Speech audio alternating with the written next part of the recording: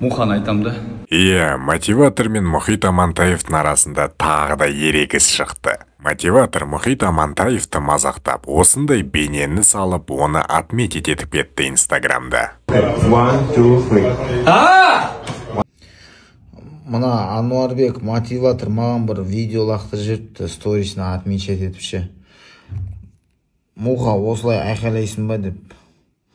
1, 2, 3. One more. 1. Okay. Мотиватор, тура өзің ғымнау. Тура сен ғымнау. Сен мұрның астыңа мұрт қойса тура сен екен, денесі де тура келбетіші бәрі.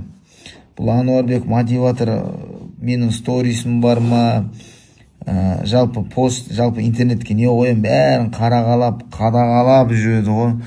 Қорқып, көтәні ойнап, не істеп жатыр, не қылып жатыр екен Мұхит депші. Былайша айтқанда, менсіз күн жоқ қой, менсіз өмір жоқ қой. 6 маусым жақсылап тұрып жазаңды берем. Ануарбек мотиватор, давай дайындал. Мухан айтам да.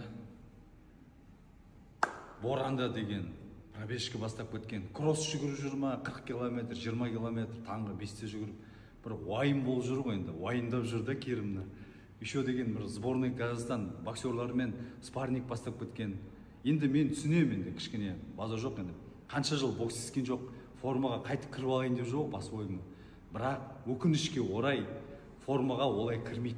Формаға қалай кіреді, когда человек деген 1 жыл бойы, 2 жыл бойы жарысқа шығып төрешіп жүреді ғой.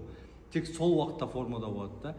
Саған Мұхит айтармын, сен формаға спарринг жаса, сен Хойтта Мұхаммед Алимен спарринг жаса, любой біреумен спарринг жаса, сен формаға кірмейсің. Мен саған айтайын.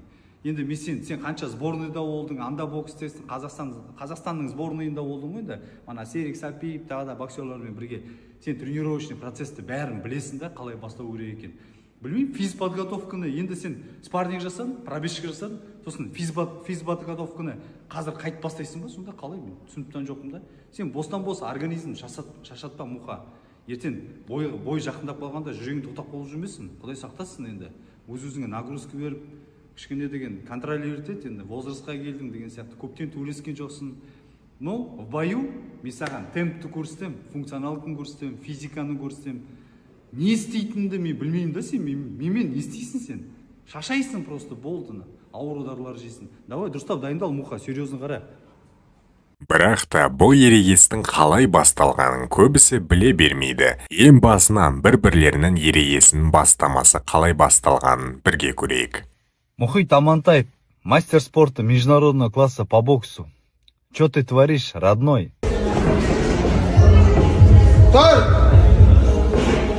Историяға салып атсын, ана новичоктар, ләсібе келіп жүрген новичоктарды залда ұрып атсын да, аямай. Қойшеше Мұхит дейма, олай болмайды ғона. Ол дәреже емес қол деген, оны салып дейма, тем более халықтың көз алдында жүрсін, андай қыл видео саласың да, ұрып атсын да, ема, просто ұрып, ішім күйіп кетті да, просто ема, жаным ашып кетті да, кәдім шынайы бар ғой. Сол үшін шарт тұрым на видеоны, кішкене ят болды Мұхит.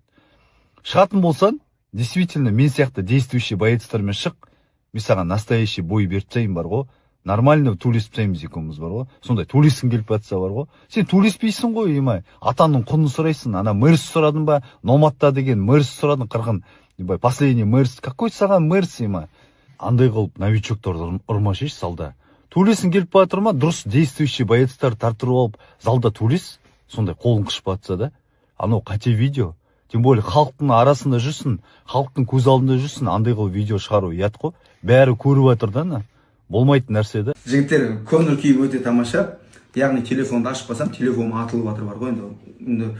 Сообщениялар енді дайректке де, личкаға да, Инстаграм, ТикТок бәрін жарылып жатыр.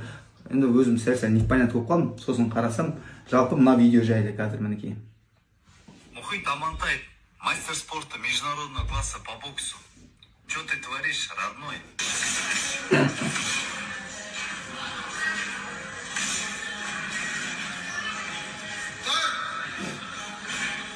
Историяға салып атсын, ана новичоктар, ләсібе келіп жүрген новичоктар ләсібе ұрып атсын да, аямай. Қойшеше Мұхит дейма, олай болмайды ғона. дәреже емес қол деген. Оны салып, тем более халықтың көз алдында жүрсін. Қандай қол видео саласың да, ұрып атсың да, просто ішім күйіп кетті да, просто іші күйіп атыр. Жаным ашып кетті да, кәдімгі шынайы бар ғой. Сол үшін шарттым. Кішкене ұят болды, мұхит. Шығатын болсаң, действительно, мен сияқты действующий боецтермен шығып, мен саған настоящий бой беріп тастаймын. Нормально төлесіп тастаймыз екеуміз. Үшінші нағдау аласың ба? Сен төлеспейсің ғой, атамның құнын сұрайсың. Ана мэрс сұрадың ба? Номадта деген мэрс сұрадың қырқын. Последний мэрс. Какой саған мэрс, андай қылып, новичоктардан ұрмаш еш салды. Ануар, мына сөзіңе, мына видеоңа жалпы былай айтайыншы, мен мынаның бәрін жазбаға жаздым да, соның бәрін телефоныма көшірдім. Жазбаға жазған себебім, потому что былай әр нәрсені пункті жағы ұмыт кетпейін депші, бәрін четко бәрін обосновать етіп, бәрін жазып, қазір араларында оқып отырам, оған сендер маған мән бермей қойыңдар, хорошо? Мен ұмытпау үшін бәрін нақты сендерге жеткізу үшін бәрін по полочкам бәрін 1, 2, 3 пункт деген сияқты жаздым. Так, Ануар, сені маған арнайы жазған видеоңды көрдім. Елемей өтіп кете беруге болатын еді, бірақ халық менің жауабымды күтіп отыр екен. Ана кірсем енді комментарий өте көпті. Енді бір комментарий жазып, анау болса мейлі екен. Комментарий өте көп, маған дайректке жазып жатыр, айтып жатырмын ғой. Инстаграм бар, тикток бар, WhatsApp-ма дейін личный номерін тауып, личный номеріме дейін жазып жатыр ғой. Видеом бір жағынан күлкілі, бір жағынан жеркенішті. Неге екенін түсіндіре кетейін, обосновать етіп берейін тез. Так, тез айтайыншы, созылып кетіп. Отыр енді. Айбол, сен тұр бауырым, жаңа үшін. Жаңа сен Айбол деген біздің бауырым ғой. Жаңа новичок и көп комментаторлар сенің жағы артынан газовать етіп отқан сенің жағы оқырмандарың бәрі сені қолдап отыр. И то, что обидно, 99% 2000-нан астам комментарий көріп жатырмын да сен жағы осы видео қойдың соның астына. И соқта 99% бәрі сені қолдап жатыр. Вообще негізі дурака издалека видит дейді ғой. Енді сен дурак болып тұрсың да, артынан жағы бәрі дурак болып отыр да. Мен ешкімді ренжіп отқан жоқ, мен сондай пословица енді. Яғни берден айтайын деп отқан пайғамбар саллаллаху алейхи уассалам сөзі бар. Біреудің қандай да бір күнәсі болса, күнәсін айтуға болмайды дейді. Күнәсін жариялап айтатын болса, ол соның күнәсін алады дейді. Ол пайғамбардың сөзі, яғни Алланың сөзі. Алланың сөзі де рас, Алланың өзі де рас. Екіншісі, білмей жатып, біз не істеп, не қылып атқанымызды білмей жатып, соны елге халыққа өлтірік қылып, бізді өлтірікші қылып, бізді фуфлужник қылып көрсетілген келіп жатса, оны вообще страшный грех та ол. Сондықтан жігіттер айналайын үшін, сендер біздің кухняны білмейсіңдер ғой, біз не істеп жатырық, не қылып жатырық, не жасап жатырық. Сондықтан білмеген нәрсені өздерінше білгендей болып елге халыққа айтудың жариялаудың қажеті жоқ. Мына жаңағы Айбол деген удар соқ қалып жатқан жігіт, Айбол деген мен өзім көмекшім. Бұл Айбол деген көмекшім, жаныма шейін сендер жаңағы көп комментарияларында оқып жатырмын. Он избивает своего ученика, анау туда-сюда бьет, убивает, какой он тренер, ужас, анау біреулер долбоеб деп жатыр, біреу мен наркоман деп жатыр, біреумен бір бәле. Короче, менен ит адам жоқ қой, короче, ана комментарияларын оқысам. Обосную я айтып жатырмын, бұл мен никакой мой не ученик, это мой. Так, кім телефон? Берде мен айтайын, өшіш ағаны. Берде мен айтайын деп отқаным, бұл ешқандай мен оқушым емес. Бұл 27 жастағы менің пұхам. Бык. Айбол деген. Салман қанша Айбол? 80 килограмм. Жасың қанша? 27 жастағы пұхағы бұл. Айбол деген. Бұның спорттық дәрежесін айта кетейін. Бұл бокстың былайша айтқанда әрбір алфавитін зерттеген, соны оқыған адамдардың бірі ғой. Бұл өз кезінде өте мықты боксшылардың бірі болған, өз салмағында. Қазіргі уақытта бокс жұлдызы болып жүрген, кеше ғана Азия чемпионы келген Абылайхан Жүсіппен кезінде бокстасып, солармен бокстасып емес, таяқ жеп былай емес, солармен на равных бокстасып жүрген, соларға кәдімгідей отпор беріп жүрген азаматтардың, қазақтың батырларының бірі. Салмағы 80 килограмм. Пұха, ана Мұхит теңізінің ар жағында Садырдин Ахметов профессиональный боксташы жүр ғой. Сомен кезінде бокстасқан, солармен мінекей тепе-теңдікте бокстасып жүрген азаматтардың бірі. Қайақта оқыдың? Спорт школа. Қай қалада? Қарағанды қаласында спорт школада 3 жыл оқыған, дұрыс па? Дұрыс. 3 жыл спорт школада оқыған.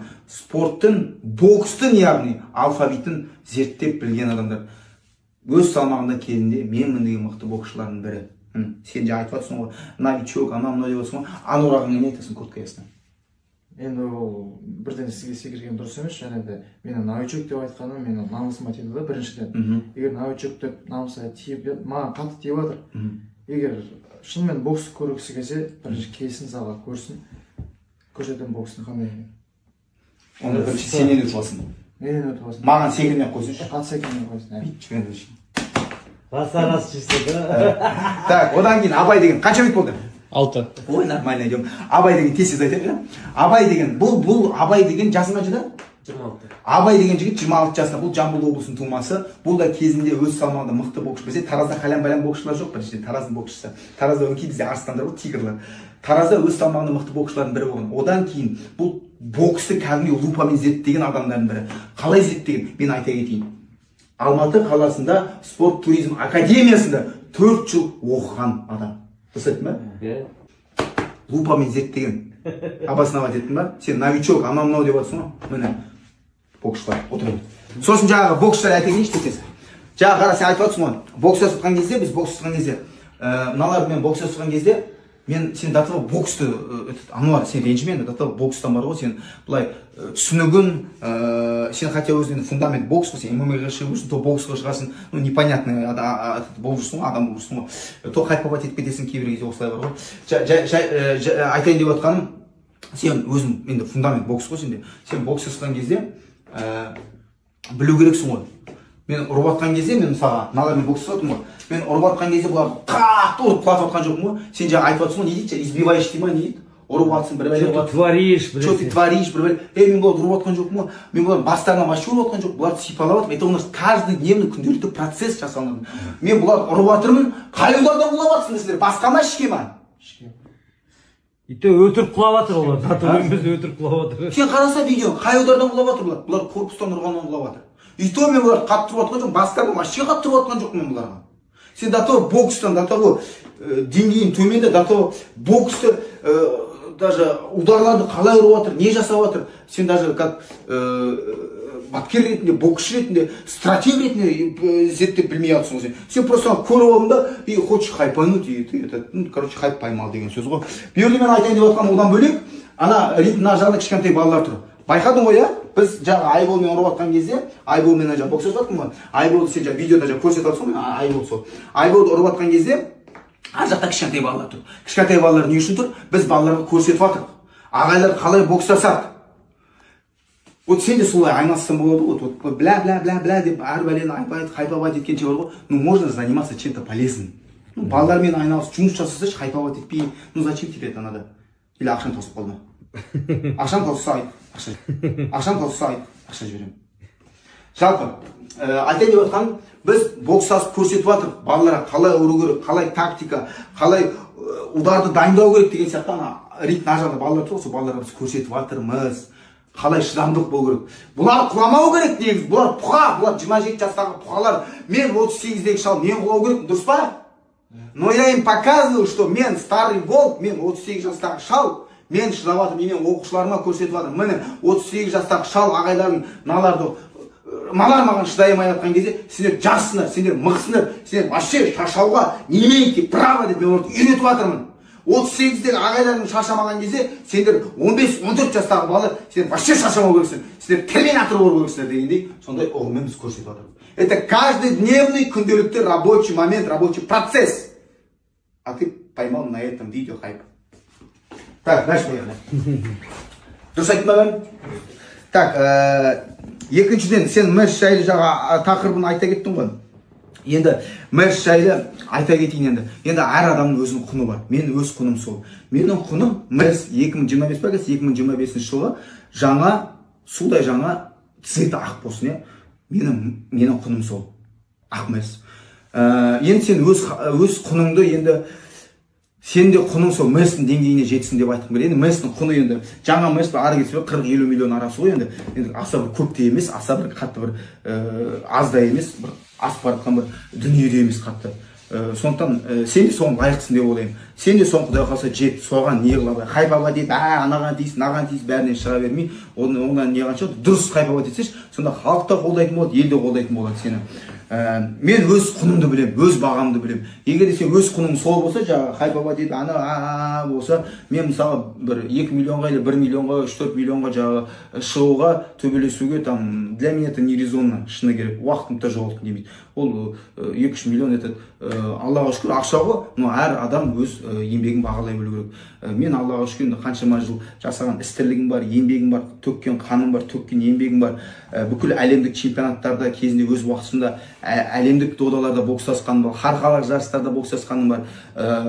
Бүкіл Қазақстан Республикасының бүкіл жарыстарында, бүкіл халықаралық жарыстарында бокстасқан, аққан терім, еңбегім, қаным бар. Сен оның бәрін білесің ғой енді. Енді қазіргі уақытта да мінекей қан төгіп жатыр, боксты қойсақ та залдың ішінде еңбек етіп отыр қазаннан кешкен. Это моя цена, которую я заслужил сам. Благодаря Всевышнему Аллаху, Аллахтан қалауымен осы деңгейге мен жеттім, который я сделал себя сам. Ни көке, жәке, ни ағасыз, ни связи, там туда-сюда, біреу-міреусіз емес. Алланың қалауымен өз шыдамдылығымен, өз күш-қуатымен, терімен, қаныммен осындай деңгейге өзім жетіп отырмын. Осындай менің бағам лайықты деп ойлаймын. Мен саған ровно 2 апта уақыт беремін, 2 апта. Сен өз секундантымен мен залыма келсем болады. Ол бірінші условие. Мына сөзіңе жауап беру үшін, чтобы мына халықтың алдында ертеңгі күні там кеше екеуміз сөйлестік қой. Там февральда келем деп жатсың, ертең мартқа түсіп кетіп, жазға түсіп, так дело не пойдет. Мен ровно 2 апта беремін. 2 аптада сен маған келетін бол. Қазір дата, күнін, уақытын бәрін айтамын. Сен маған келесің, егер де сенде Мерстің кілті болмаса, сен маған просто залға келесің, өзің секундантымен, секундантың жоқ болса, мен саған өзім секундантты беремін.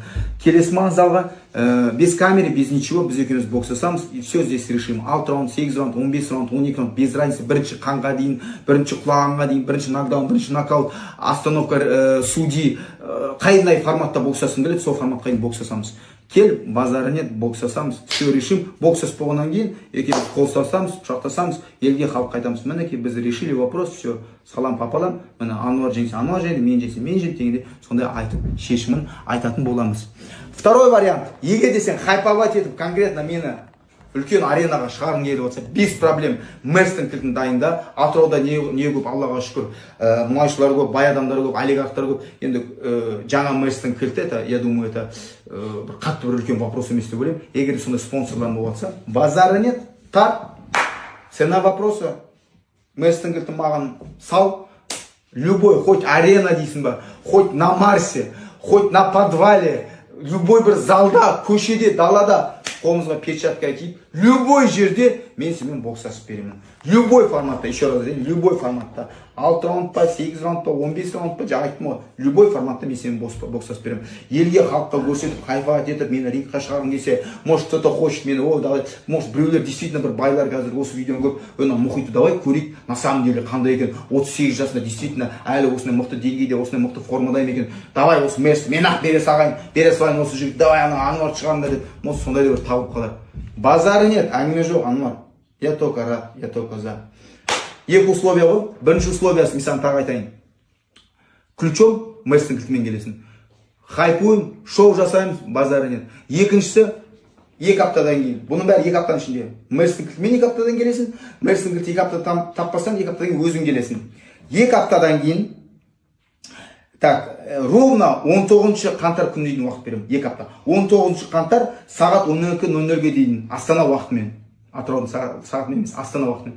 19 қаңтар сағат 12:00-ге дейін сенде уақыт бар.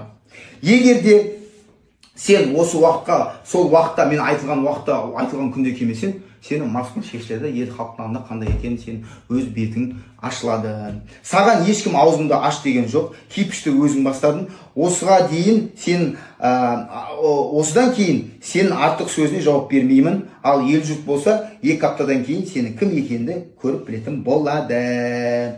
Сол, бұл ұсынысым 2 аптаға дейін дейсіз, 2 аптаға дейін, тағы да айта кетейін.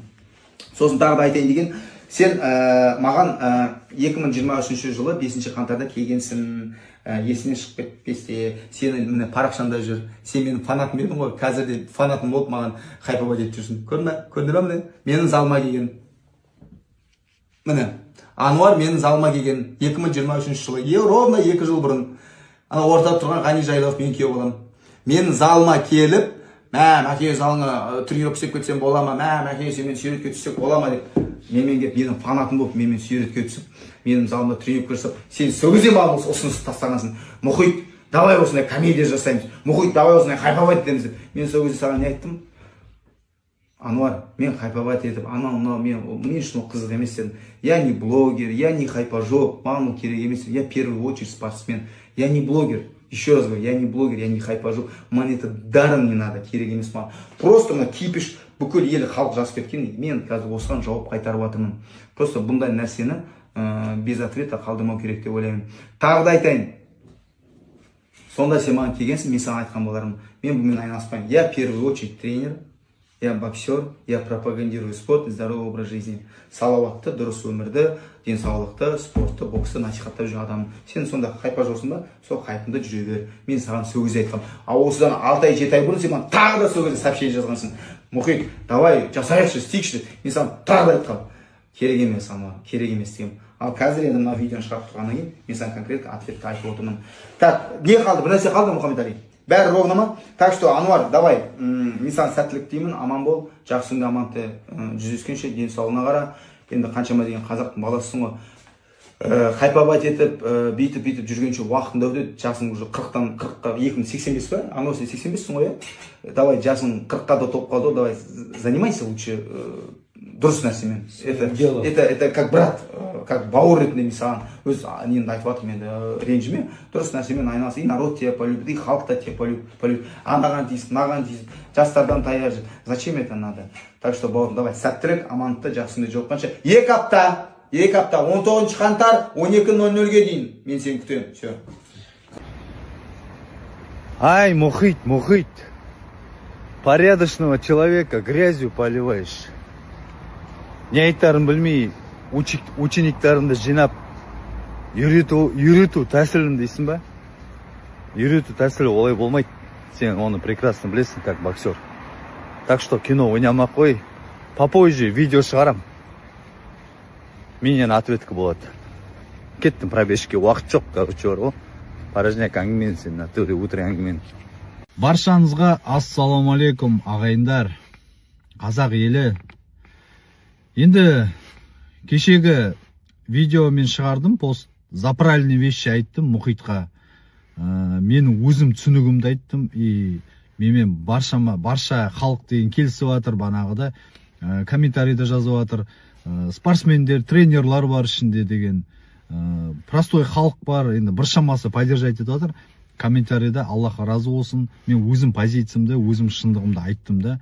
Енді Муха, братишка, я тебе скажу так, на твой... Енді сен пост шығарыпсың ғой, сол постыңға мен саған былай жауап берейін. Фото түсті, фотоға келіп түсті, мен залға келді, мен фотоға түсейік деп айтты дейсің да. Ты конкретно порядочного человека грязью поливаешь, наговариваешь конкретно бар ғой. Мен саған бүйтіп айтайын.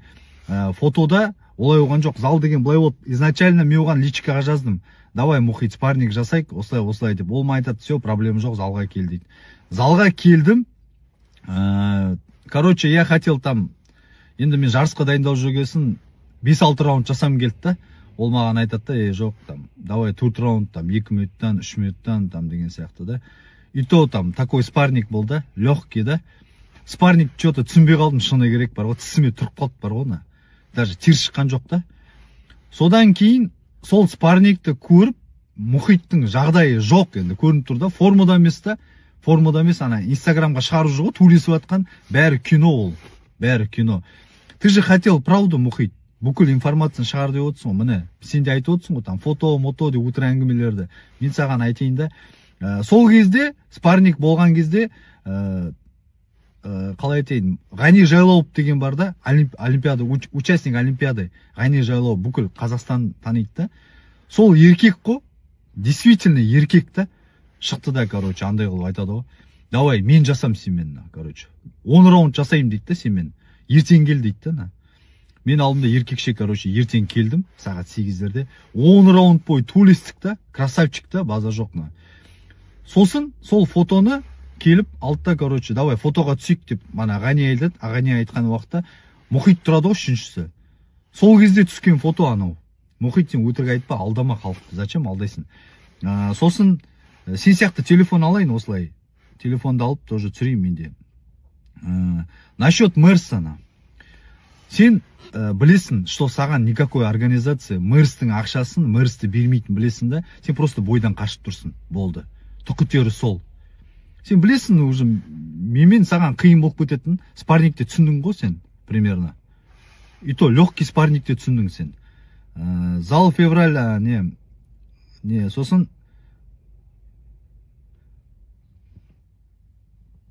балдарды, насчет балдар перепуганы ғой, көрініп тұр ғой, оқытқансың ғой, ананы айтамыз, бүйтіп айтамыз деп бар ғой.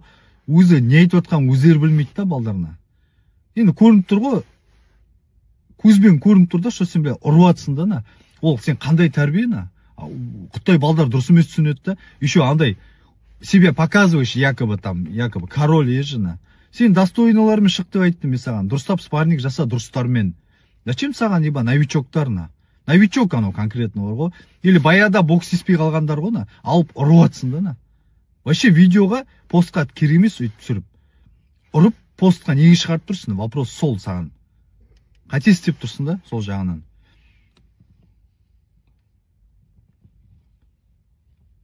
Насчет февраля.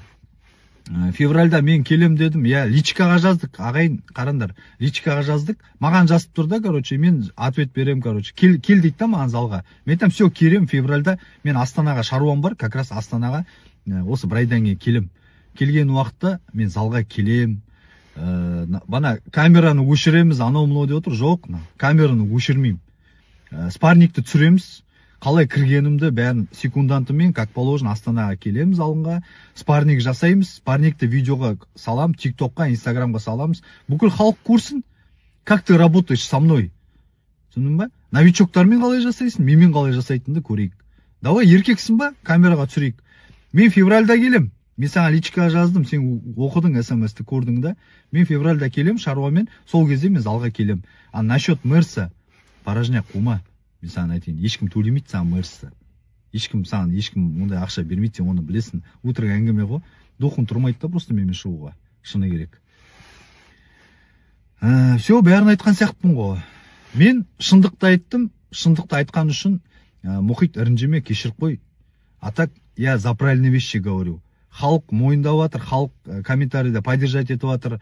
Ірінжеме мен саған шындықты айтқасын. Мен білесің ғой, мотиватор жүрген жерінде ол шындықты айтады. Мен қайда жүрсем де, любойына бетіне айтам. Менікі дұрыс емес па, мен кешірім сұрайым. Менікі дұрыс па, мен до конца барам. Солай, короче. Вроде все сказали, да? Солай, ағайын. Күтейік ответін. Қалай болады? Насчет хайповать етейік, битті сөйтті дейді ғой. Қалай хайповать етейік? Мен оған айттым, давай бойға шығайық, бойда разогрев жасайық да. Ол айтты, маған керек емес дейді да, хайп. Мен тренерму, анау-мынау. Если осы әңгіме бар, если саған хайп керек емес болса, если саған банағы, хайп та, трешток банағы керек емес болса, сен неге инстаграмда билеп атқаныңды, ырвандап жүрсің да, например, соны постқа неге саласың? Сен просто бая эсерский школа сияқты тренировка беріп атқан балдарға, соны неге салмайсың? А зачем ты танцуешь, бар ғой, ведешь себя как девочка ежина? Ол қате да, ол үлкен. Вот ты хайпуешь, ты конкретно просмотры набираешь, ты конкретно хайпуешь. Солай мұхит. Так что, анау-мынау керемес, халық тупой емес қой, бәрін көріп отыр ғой. Түсіндің ғой да? Все, баршаңызға ассалаумағалейкум.